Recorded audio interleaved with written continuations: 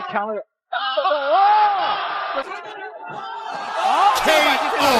注意看，裁判宣布日本选手获胜之后，他竟然直接撅着嘴巴开始为自己庆祝，手中动作看起来就像是给观众们下刀削面一样，实在是猖狂极了，完全不顾刚输掉比赛后魏宁辉的感受。这个日本选手可是不一般，之所以敢这么猖狂，和他的出身有很大的关系。他就是日本的踢拳冠军宫越庆二郎。由于自己的哥哥是日本搏击界的高管，所以他的职业生涯一帆风顺，更是拿到了数不清的冠军头衔，将整个日本踢拳界给打穿之后，他选择把目标给放到咱们中国拳坛。当然，他的嚣张狂妄也成为了他的标签。在记者发布会上，宫越庆二郎还表示，自己将会在接下来的1年时间里打穿整个中国搏击界。曾经输掉一番战比赛的魏宁辉更是不服气，苦练了好几个月，再一次发起了挑战。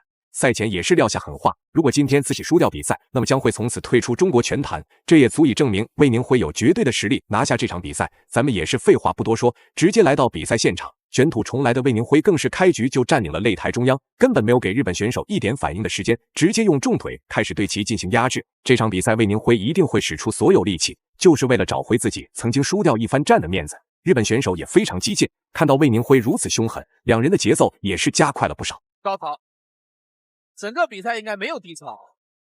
这个压力太强大了，对于日本选手来讲呢，真的是一时之间不知道应该怎么来应对这么如同烈火洪水一般的进攻，而且他要适应一个正在日益强大的这个小胖。对，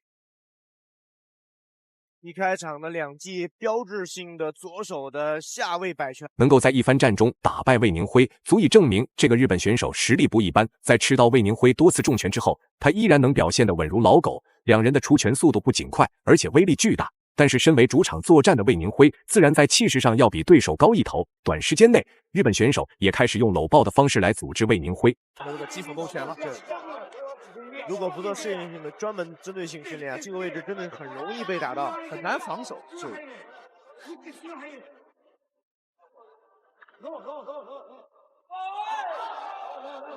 而且魏宁辉打比赛的时候，竟然是满脸微笑，又是高位的摆拳打到脸上，这真是恐怖的小胖。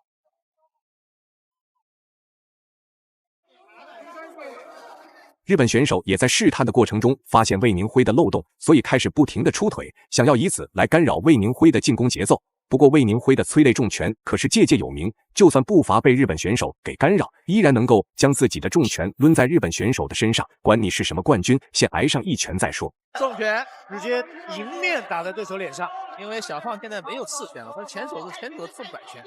对，不做试探性进攻，每一拳都要全面到位。躲过对手的重拳，还以颜色，防守到位。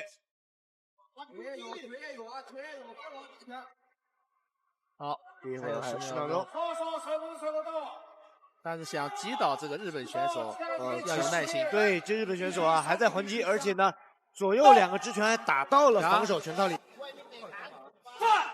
现在我们来到第2回合，首回合两人比分差距虽然不算大，但是魏宁辉却已经打出了气势，在擂台上就像是用不完的力气一般。第2回合刚开局就直接冲了上去，发了疯的对宫越庆二郎进行追击。当然，日本选手也不是吃干饭的，多少也是打穿了整个日本拳坛的男人。在后撤的途中，他也在不断的找机会对魏宁辉进行防守反击。正蹬，正蹬，而且蓝教也在做拳腿连击，每拳每腿也很重。对，第一局这个比赛虽然打得很爆裂，但是并没有特别大的影响到蓝角。是的，手踹，近身拼拳，所以蓝角确实有一个你讲的应有的力量。是的。哦，你看，连续3个拳，前2拳都是。时间1分1秒过去，魏宁辉也在自己高频率的追击下，体能开始明显下降，甚至打着打着还得找机会喘气。不过魏宁辉也知道这场比赛是他最后的机会，就算体力消耗再明显，他也不能就这么放弃，果断将自己的节奏给放慢，先调整体能状态，再寻找机会。对，而且能发出力来。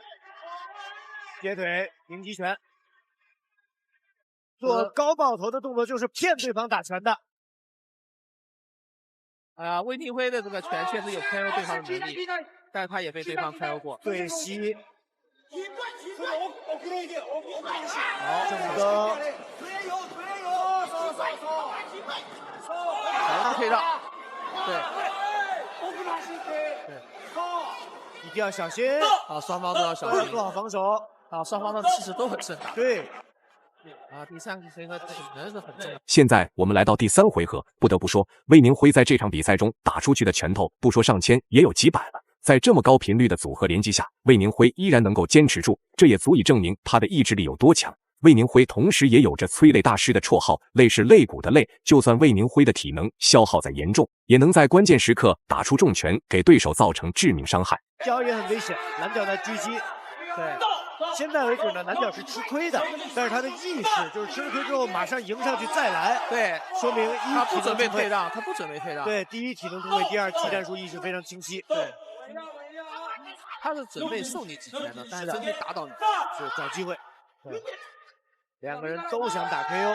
对，我觉得这第3、第4 KO 一个的感觉，看看谁能抓住这个微小的破绽。就是防守的一瞬间的疏忽，对，有机会打他的基础啊。是的，对，他在头部防守。这时候不知道，对魏宁辉的技战术问题，还是他。第3回合还有1分半的时间，此时我们能感觉到魏宁辉已经快要没有力气了。不过他依然没有选择妥协，在最后时刻还是在不停的出拳压制日本选手。不过日本选手也看得出来，魏宁辉这时候就像是行尸走肉一样，索性直接开始一边嘲讽一边对魏宁辉进行拉扯重击。不管怎么样，小胖魏宁辉都千万不能倒下，一定要让日本选手感受到嚣张要付出的代价。手抬高，手抬高，手要拿起来，这个没有防守会非常危险。对。好，这有没有 KO？ 对，就是最终魏宁辉也是成功的拿下了这场比赛。这次复仇也让更多看到了魏宁辉的决心。那么你认为魏宁辉的表现怎么样？欢迎在评论区留言讨论。